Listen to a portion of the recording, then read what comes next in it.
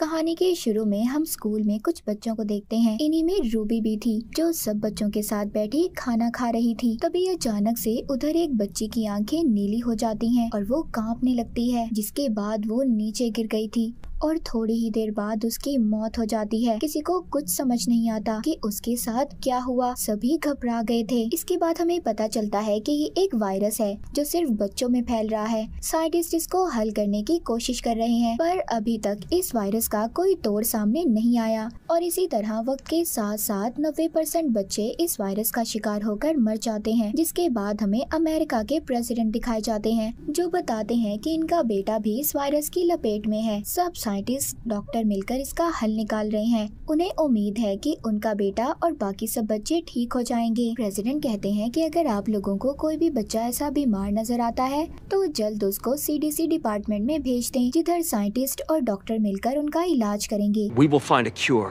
and we will save. अब इन्हीं बच्चों में से रूबी भी थी, जो इस वायरस का शिकार हो चुकी थी। उसका बर्थडे था। उसके मॉम डैड उसको काफी अच्छे से मनाते हैं और उसको बहुत अच्छे अच्छे तोहफे देते हैं, पर साथ ही वो अपनी बेटी की वजह से बहुत ज्यादा परेशान भी थे कि कहीं इस बीमारी की वजह से रूबी को कुछ हो न जाए। अब रात को सबके सोने के बाद रूबी अपनी मॉम के पास आकर बैठ जाती है और उनका हाथ पकड़ लेती है, पर अचानक से उसकी आंखों का रंग ऑरेंज हो जाता है और वो घबरा कर वहाँ से चली जाती है। अब सुबह को जब रूबी अपनी मॉम के पास जाती है तो हैरान कर देने वाली बात ये थी कि उसकी मॉम उसको पहचान ही नहीं पाती। वो अपना रात का तोहफा भी दिखाती है, कहती है ये आपने मुझे दिया था, मैं आप ही की बेटी हूँ। पर उसकी मॉम को उसकी किसी बात पर यकीन नहीं था। उन्हें लग रहा था कि ये कोई बीमार बच्ची है जो पुलिस से बचकर भाग रही है, इसीलिए वो उसको CDC की टीम के हवाले कर देती हैं। उनकी टीम आकर रूबी को ले जाती है, जहाँ बस में उसके साथ और भी बच्चे थे जो उसकी तरह ही बीमार थे। अब इनको बेस में ले जाया जाता है और लाइन बनाकर इनको अंदर भेजा जाता है,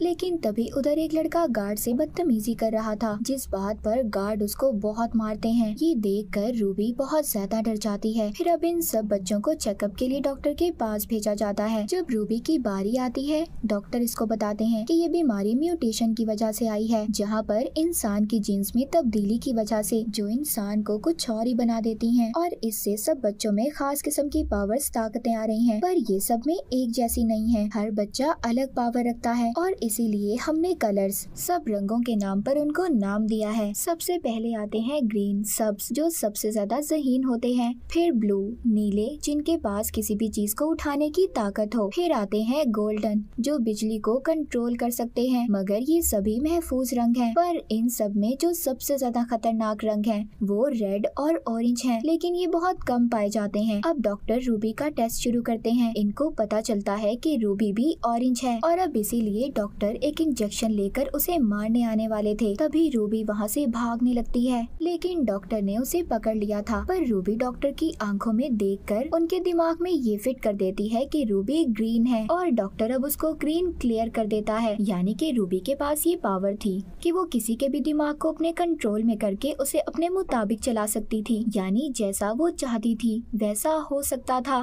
फिर इसके बाद सब बच्चों को ग्रीन, गोल्डन और ब्लू कपड़े पहना दिए जाते हैं। इनमें कोई भी रेड और ऑरेंज नहीं था, क्योंकि उन्हें इन्होंने पहले ही मार दिया था। अब वक्त के साथ साथ रूबी थोड़ा बड़ी हो जाती है। वहाँ पर ये ग्रीन बच्चों के साथ रह रही थी। जो काम ज़हीन बच्चे आसानी से कर लेते थे, ये नहीं कर पाती थी, क्योंकि ये तो ऑरेंज थी। एक दिन गार्ड को रूबी पर शक हो जाता है। अब खैर इनको वहाँ पर एक आवाज सुनाई जाती है। वो आवाज सिर्फ वहाँ पर रहने वाले खास लोग ही महसूस कर सकते थे, जिनमें पावर्स थी।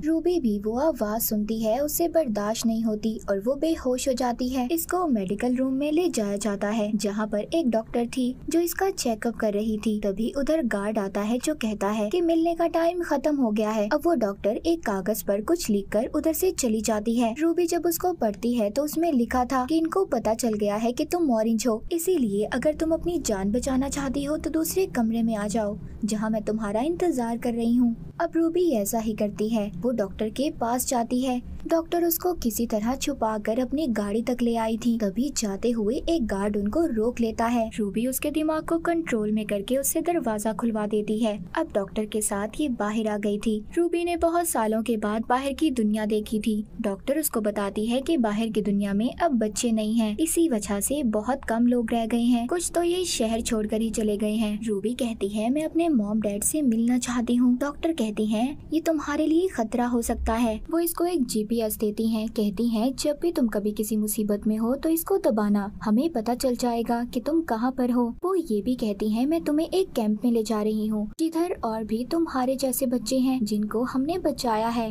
अब डॉक्टर गाड़ी को रोककर अपने साथी से मिलती है। रूबी भी जब उससे हाथ मिलाती है तो वो डर जाती है क्योंकि उस आदमी की यादों में ये देखती है कि बच्चे उससे डरकर भाग रहे हैं। अब खैर रूबी अंदर कपड़े बदलने जाती है तो उधर इसको एक बच्ची मिलती है जो गोल्डन थी। वो इसे देखकर डर जाती है और इस पर अपनी पावर का इस्तेमाल कर बिजली से हमला कर देती है और भाग जाती है। रूबी उस बच्ची का पीछा करती है और गाड़ी में जाकर दरवाजा बंद कर लेती है। रूबी उसे कहती है कि मुझे मदद की जरूरत है। ये सुनकर वो गाड़ी का दरवाजा खोलती है और उसे अंदर बुलाकर छुपा देती है। उधर गाड़ी में 2 और लोग भी थे जिनमें से एक का नाम लिएम और दूसरा उसका दोस्त था। वो उनको कहती है मैं ग्रीन हूँ, कुछ लोग मेरा पीछा कर रहे हैं। ये सुनकर वो उसकी मदद के लिए तैयार हो जाते हैं। तभी एक टीम उनका पीछा करती है।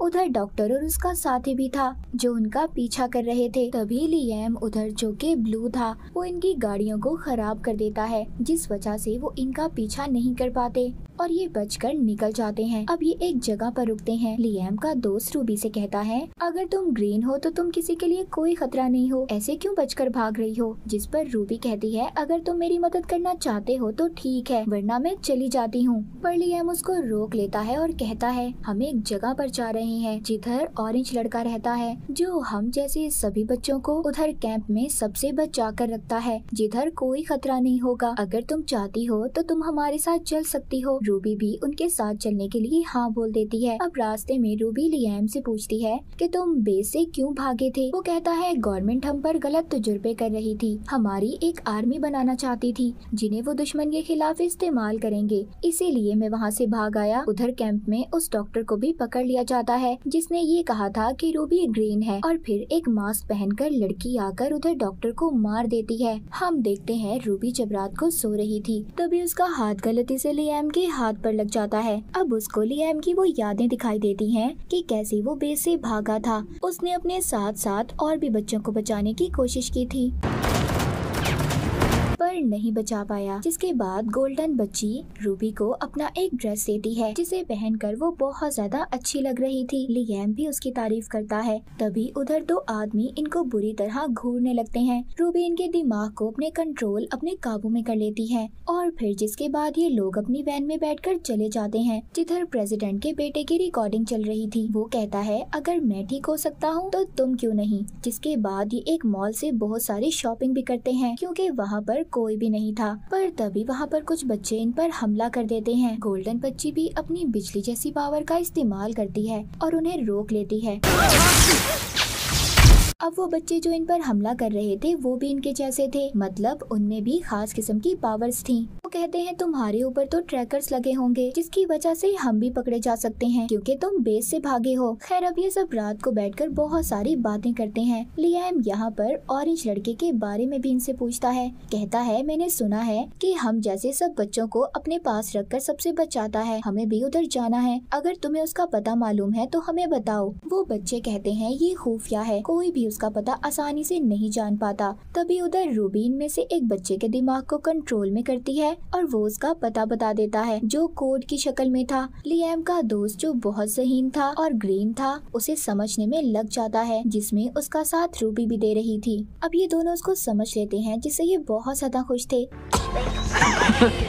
रूबी उस जगह पर थी जिधर इसके मॉम डैड रहते थे। ये उनसे मिलने के लिए बेताब थी। अब ये फैसला करती है कि वो अपने मॉम डैड से मिलने जाएगी। अब ये रूबी को उसके मॉम डैड के पास छोड़ देते हैं पर जब ये उनके पास जाती है तो उनसे नहीं मिलती क्योंकि इसे ऐसा लग रहा था कि वो इसे नहीं पहचानेंगे और इस बात पर इसे बहुत दुख होगा। इसीलिए ये अपने मॉम डैड से नहीं मिलती और बहुत रोती है। रास्ते में अब इसको लिएम मिलता है। ये लिएम के साथ अब वापस वैन में जाकर बैठने वाली थी। तभी उधर एक लड़की आती है। ये वो ही थी जिसने बेस में डॉक्टर को भी मारा था। ये इनको यहाँ पर पकड़ने आई थी। तभी रूबी इसे अपने कंट्रोल में कर लेती है। कहती है तुम सीधा उस जंगल में चलती जाओ और तुमने रुकना नहीं है, चाहे तुम्हें भूख प्यास जो भी लगे। ये सब देखकर इसके दोस्त हैरान हो जाते हैं कि ये सब कैसे कर पा रही थी। इनको पता चल गया था कि रूबी ऑरेंज है। जिसके बाद ये अपने तीनों दोस्तों को वैन में बैठने का कहती है। रूबी यहाँ पर सबसे पूछती है कि तुम्हें डर नहीं लग रहा मुझसे, मैं ऑरेंज हूँ। लियाम कहता है नहीं, इसमें डरने की क्या बात है। वो कहती है मैं अपनी ताकतों को कंट्रोल नहीं कर पाती और मैं जिसको भी छू लेती हूँ उसे अपने कंट्रोल में कर सकती हूँ, और अगर मैं ये किसी पर अचानक करूँ तो उसकी मौत भी हो सकती है। अब इसके बाद ये लोग आगे बढ़ते हैं। तभी कुछ बच्चे इन पर हमला कर देते हैं जिन्होंने फौजी जैसे कपड़े पहने हुए थे। पर तभी उनमें से एक बच्चा लियाम को पहचान लेता है। लियाम कहता है बस हम यहाँ पर रहना चाहते हैं, हमें किसी चीज से कोई खतरा ना हो। ये लोग मान जाते हैं। इनको अपने साथ ले आए थे। फिर इनको ऑरेंज लड़के के पास ले जाया जाता है जो कोई और नहीं बल्कि प्रेसिडेंट का बेटा था। वो रूबी और उसके दोस्तों को देखकर बहुत खुश होता है। अब ये यहाँ पर सबको सच्चाई बताता है। प्रेसिडेंट यानी मेरे डैड ने सबसे झूठ बोला कि मैं ठीक हो गया। सब मुझ पर नए नए तजुर्बे कर रहे थे। जब कोई भी ठीक नहीं हुआ तो इन्होंने एक कैंप बनाकर वहाँ पर बच्चों को उधर रखने लगे। वो रूबी से कहता है तुम फिक्र नहीं करो, मैं तुम्हें तुम्हारी पावर्स का इस्तेमाल बताऊंगा, सिखाऊंगा मैं तुम्हें। अब आहिस्ता आहिस्ता रूबी भी सब सीख रही थी। एक दिन ये बहुत उदास थी। ऑरेंज लड़का प्रेसिडेंट का बेटा रूबी के पास आता है। कहता है एक ऑरेंज ही दूसरे ऑरेंज के दर्द को समझ सकता है। फिर ये उसका हाथ पकड़ता है। पर तभी ऐसा करते हुए लियाम भी उसे देख लेता है जिस पर इसे बहुत गुस्सा आता है। अब ऑरेंज लड़का रूबी की 6 साल पुरानी जिंदगी में देखता है। यहाँ पर हमें पता चलता है कि उस रात रूबी के साथ क्या हुआ था। उसके मॉम डैड उसे कैसे भूल गए। रूबी जब अपनी बर्थडे वाले दिन अपने मॉम डैड के पास गई थी तो इसने अपनी मॉम के हाथ को छूकर उनकी सारी यादों को मिटा दिया, और यही वजह थी कि उसके मॉम डैड उसे भूल गए थे। Here,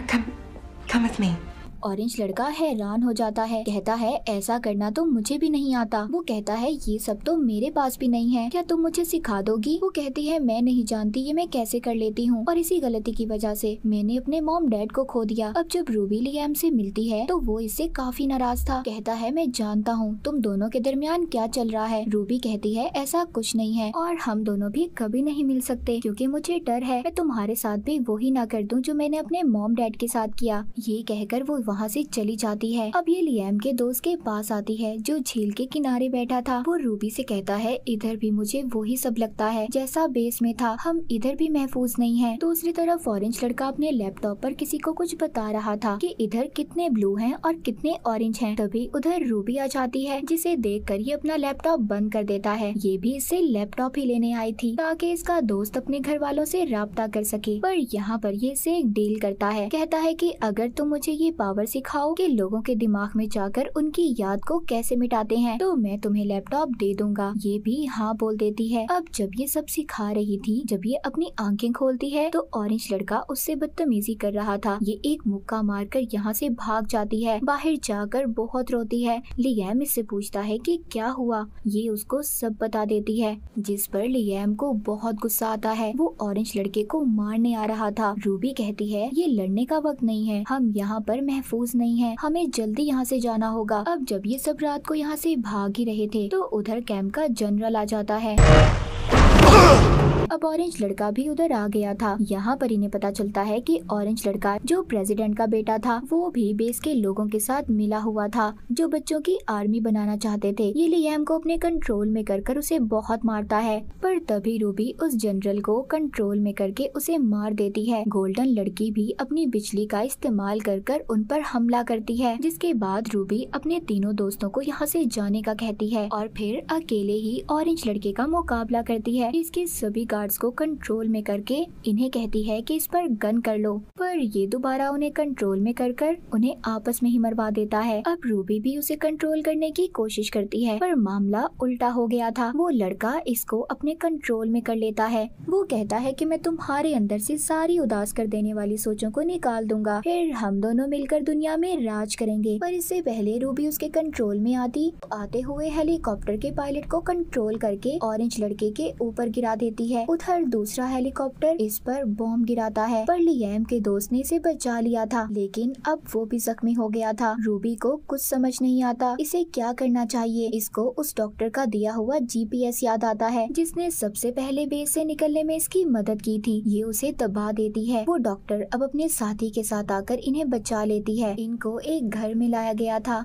अब जब रूबी को होश आता है तो वहाँ पर डॉक्टर बताती है तुम्हारा दोस्त हॉस्पिटल में है और लियाम वो यहाँ से जाना चाहता है, वो यहाँ पर नहीं रहना चाहता। डॉक्टर बताती है हम तुम्हारे दुश्मन नहीं हैं, हम बस प्रेसिडेंट को पकड़वाना चाहते हैं, उसका सच सामने लाना चाहते हैं कि वो बच्चों के साथ क्या कर रहा है। हमें इस मिशन में तुम्हारी जरूरत है, तुम यहाँ की लीडर बन सकती हो, पर लियाम तुम्हें अकेला नहीं छोड़ेगा। ये सुनकर अब रूबी लियाम के पास जाती है और उससे मिलती है। आखिरकार वो उसके करीब आ जाती है और आहिस्ता आहिस्ता उसके दिमाग से सारी यादों को निकाल देती है ताकि वो यहाँ से जा सके, उसकी जान को खतरा ना हो। अब जब लियाम की पुरानी यादें जा चुकी थी, वो डॉक्टर से पूछता है कि मैं कहाँ पर हूँ, जिस पर वो कहती है तुम हमारे पास हो, अगर जाना चाहते हो तो जा सकते हो। लियाम अब वहाँ से अपने घर की तरफ चला जाता है। रूबी को ये देखकर बुरा लग रहा था, उसे दुख हो रहा था कि वो उसे भूल गया है। उधर दूसरी तरफ ऑरेंज लड़का दिखाया जाता है जो अभी भी जिंदा था। उसके सामने उसकी आर्मी थी, वो सब बच्चे जिनको इसने अपने कंट्रोल में किया था। उधर दूसरी तरफ इसका मुकाबला करने के लिए रूबी तैयार थी, जो इसके बाद इकलौती ऑरेंज थी, यानी कि ये सिर्फ दो ही थे जो लोगों के दिमाग को कंट्रोल कर सकते थे। और अब ये दोनों एक दूसरे का मुकाबला करने के लिए तैयार थे। और इसी के साथ ये मूवी यहीं पर खत्म हो जाती है।